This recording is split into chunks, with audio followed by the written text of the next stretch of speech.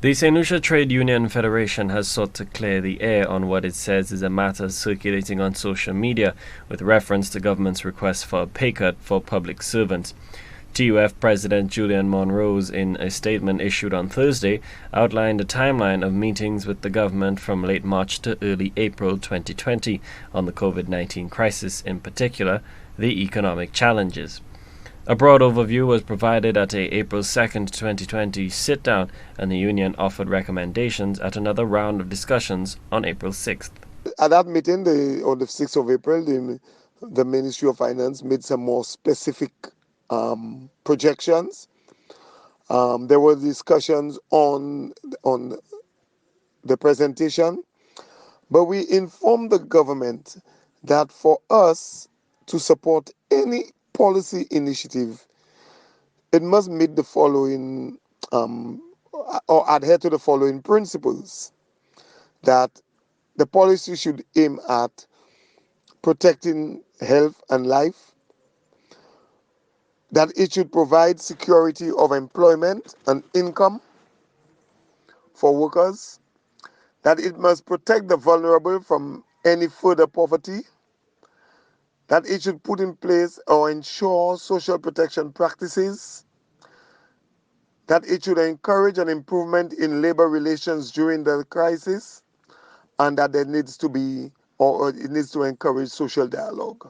At the Wednesday, April 8th meeting, Monrose says the TUF informed government that, in a spirit of willingness to assist in the national effort, it was willing to agree to the government deferral of the implementation of the 1% salary increase due April 1st, 2020, for a period of 6 months in the first instance.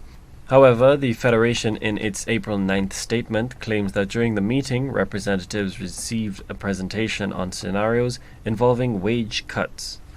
At that meeting, the government presented further slides in terms of its projection and suggested that they are looking at, and they provided many scenarios and to show that the government is looking for some kind of arrangement where it would not, during this crisis period, have to pay between 35 to 60% of public servants' wages. It says that it requires that kind of money to do what it has to do.